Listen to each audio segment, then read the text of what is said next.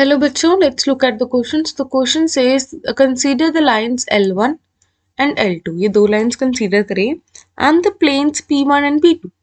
Right? Let AX, BY plus CZ equal to D, the equation of the plane passing through the points of intersection of L1 and L2 and the perpendicular to the planes P1 and P2. हमारे पास एक point है, एक ऐसे suppose करके एक intersection में से एक प्लेन पास कर रहा है. ये जो प्लेन है वो एक P1 और P2 के क्या है, परपेंडिकुलर है. राइट. सो हमें ये जो प्लेन है इसकी equation AX plus BY plus CZ equal to D. हमें A, B, C और D की वैल्यू निकालनी है. Right. So this was a rough diagram about what the question is talking about. तो सबसे पहले देखें, हमारे पास L1 है. L1 is equals to x minus 1 upon 2 equal to y upon minus 1 equal to z plus 3 upon 1. अभी सबसे पहले हम क्या करेंगे, intersection of L1 and L2 की वैल्यू निकाल लेंगे. तो let this be equal to lambda और एक L2 निकाल देखते हैं. L2 के हमारे पास क्या है, x minus 4 upon 1 equal to y plus 3 upon 1 equal to z plus 3 upon 2 is equals to mu मान लेते हैं. तो पॉइंट्स क्या आ जाएंगे, points on L1 and L1 हमारे पास आ जाएगा 2 lambda plus 1, this will B minus lambda, और लास्ट क्या आ जाएगा हमारे पास लैम्डा माइनस 3. और L2 पे क्या आ जाएगा, पॉइंट आ जाएगा हमारे पास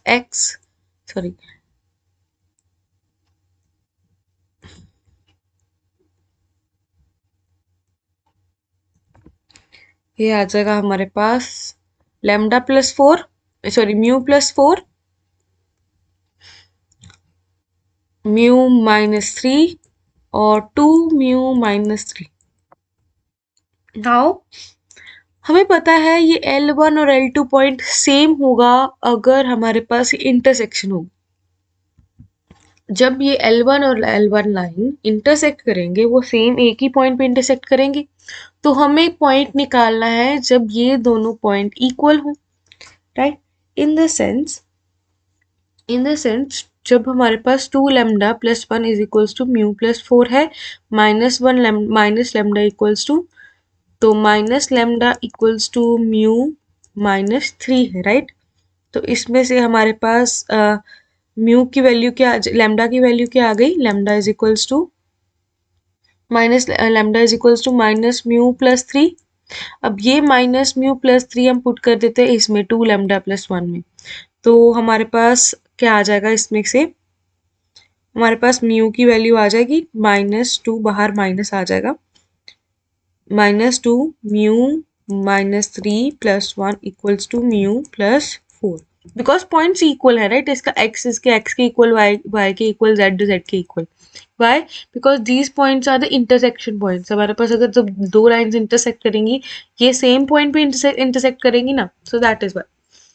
तो अब इसमें से हम म्यू की वैल्यू निकाल लें, तो म्यू की वैल्यू हमारे पास आ जाएगी, this will be 3 mu equals to 3 and this will be mu equal to 1. अब म्यू की वैल्यू 1 आई तो हमारे पास इसमें पुट करें तो लैम्डा की वैल्यू आ जाएगी 2. राइट. म्यू की वैल्यू आ गई 1 और लैम्डा की वैल्यू आ गई 2. तो इसके अकॉर्डिंग हम इसमें से पॉइंट को में पुट करेंगे ना, तो हमारे पास पॉइंट ऑफ इंटरसेक्शन क्या आ जाएगा, point of intersection is equals to 5 minus 2 minus 1.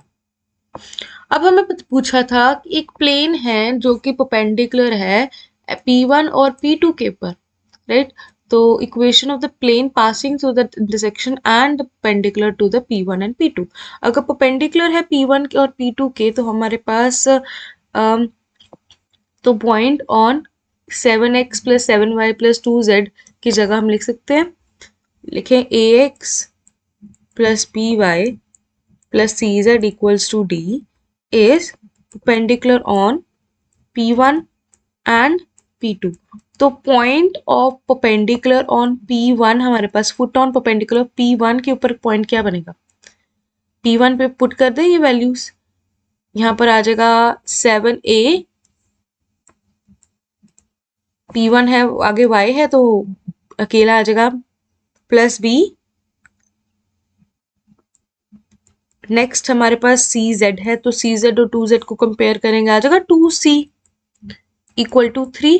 Similarly for P2 क्या आ जाएगा, P2 आ जाएगा 3A plus 5B minus 6C equal to 4। ये 4 के नहीं, यहाँ पर आ जाएगा 0।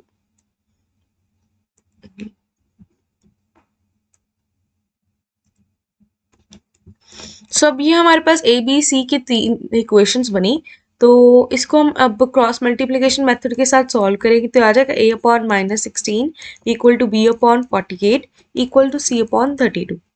दिस इम्प्लाइज A की वैल्यू क्या आ जाएगी, 16 के साथ -16 के साथ सभी को डिवाइड करते तो A upon 1 equal to B upon -3 और C अपॉन -2, ये वैल्यू आ गई।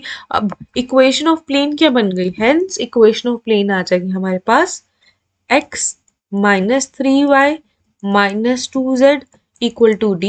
y बिकॉज A की वैल्यू आई थी 1, B की वैल्यू आई थी -3 और C की वैल्यू भी आई थी -2।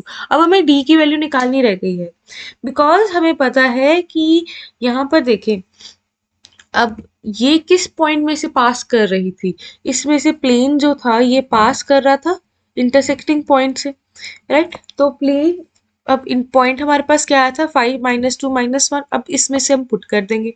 सो what do we get here, हमारे पास पॉइंट क्या था, इंटरसेक्टिंग पॉइंट था 5 -2 और -1, इसमें पुट कर दे तो हमारे पास क्या वैल्यू आ जाएगी, हमारे पास वैल्यू आ जाएगी 5 माइनस -2 और -3 +6 -1 और -2 ये +2 is equals to D। D value क्या आ गई हमारे पास 13, राइट। अब हमारे पास क्या पॉइंट आ गया हमारे पास, अकॉर्डिंग टू क्वेश्चन देखें P, अब A की वैल्यू आ जाएगी हमारे पास 1, राइट। तो P है हमारे पास 3, P है 3, सो लेट्स राइट P है हमारे पास 3।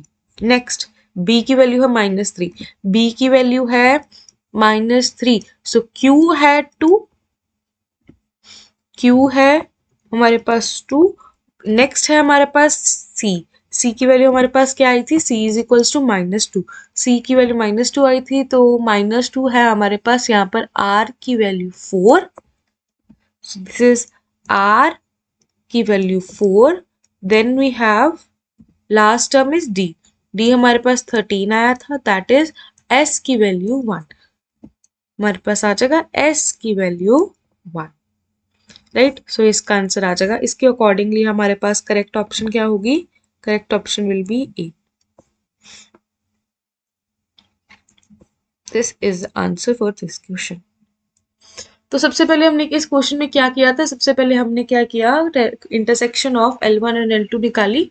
वो हमने कैसे निकाली, पहले एक लैम्डा ले लिया और म्यू ले लिया, उसको हमने दोनों को इक्वेट किया, जिसके साथ हमारे पास पॉइंट ऑफ इंटरसेक्शन आ गया।